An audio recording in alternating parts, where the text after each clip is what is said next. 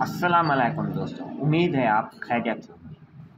आज हम पढ़ने जा रहे हैं क्लास 10th एक्सरसाइज 3.2 है। इसका क्वेश्चन नंबर 2 है।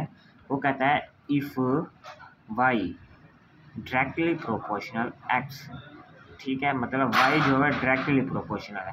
अब इन्वर्सली क्या होता है, मतलब अगर एक चीज़ के बढ़ने से दूसरी भी बढ़ रही है तो हमारे पास डायरेक्टली, अगर एक चीज़ के कम होने से दूसरी बढ़ रही है या एक चीज़ के बढ़ने से दूसरी कम हो रही है तो हमारे पास है इन्वर्सली प्रोपोर्शनल। चूँकि यहाँ पे y भी है और x भी डिवाइड में, यहाँ पे 1/x हो जाता है तो हम कहते हैं x जो है इन्वर्सली प्रोपोर्शनल है। इसलिए हम इसको कह रहे हैं कि y डायरेक्टली प्रोपोर्शनल x, ठीक है।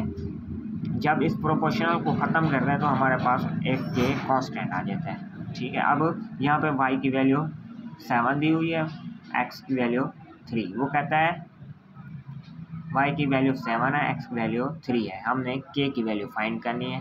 k की वैल्यू दोबारा पुट करके इसमें पुट कर देनी है, ठीक है। अब इसका first question y in terms of x, ठीक है।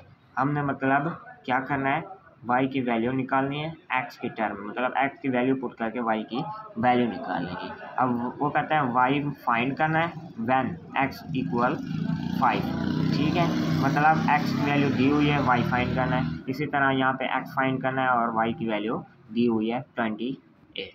यहाँ पे देखें हमारे पास, पहले इसका प्रोपोर्शनल ख़त्म करेंगे, इस बोलते हैं प्रोपोर्शनल। जब प्रोपोर्शनल ख़त्म करेंगे तो हमारे पास k कांस्टेंट आ जाएगा, ठीक है।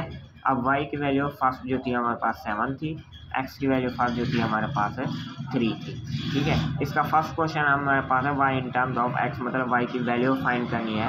तो यहाँ से हम पहले पुट कर, अब यहाँ पे देखें हमारे पास y x की वैल्यू दी हुई है, लेकिन हमारे पास k की वैल्यू नहीं है। हमारे पास एक इक्वेशन बन जाएगी, तभी हम y और x की वैल्यूज़ फाइंड बाकी मालूम कर सकते हैं। इसलिए यहाँ पे देखें हमारे पास है 3, अगर इधर आके डिवाइड होता है तो k की वैल्यू हमारे पास आ जाएगी 7/3, ठीक है। मतलब k इधर लिख रहे हैं या दूसरी साइड पे लिख रहे हैं, बात एक ही है, ठीक है। मतलब इक्वल किसके है, 7/3 के, ठीक है।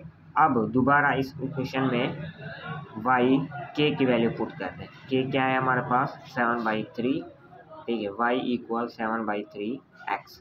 अब इसका पार्ट 2 है हमारे पास, अभी इसी क्वेश्चन को हम यूज़ करके आगे बढ़ेंगे। अब वो कहता है कि वो y फाइंड करना है व्हेन x वैल्यू इज़ 5। अब 5 यहाँ पे पुट कर देना है जहाँ पे x है। इस इक्वेशन को हमने यूज़ करना है, ठीक है।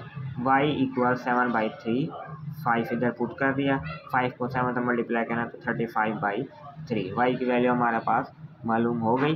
अब x फाइंड करना है जबकि y की वैल्यू है 28। फिर भी हम इसी मुसावात को यूज़ करेंगे। यहाँ पे देखें y इक्वल 7/3x, x की वैल्यू पुट करते हैं यहाँ पे, बल्कि हम y की वैल्यू इधर पुट करेंगे क्योंकि हमने x फाइंड करना है, ठीक है। अब y है हमारे पास 28, 7/3x वैसे का वैसे, जब 3 इधर 28 से जाएगा यहाँ पे डिवाइड होगा, दूसरी साइड पे जाके मल्टीप्लाई होगा, 7 इधर मल्टीप्लाई हो रहा है, ठीक है, x के साथ नीचे जाके डिवाइड हो जाएगा, ठीक है। अब देखें 7 4 28, 4 को 3 से मल्टीप्लाई करें तो 12, ठीक है। हमारे पास x की वैल्यू आ गई 12।